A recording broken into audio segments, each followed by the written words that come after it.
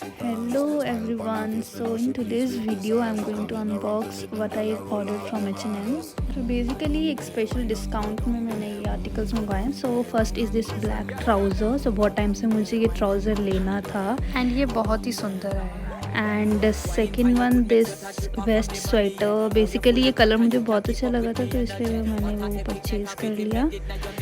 सो ये ऐसा दिख रहा है. And so third one this halter neck. तो मुझे ये हॉल्टर नेक टॉप बहुत टाइम से लेना था एंड फाइनली मैंने परचेज़ किया. I am totally liking the fit and yes, hope you like this video and do share with your friends and family. Thank you. Tada, bye bye. See you.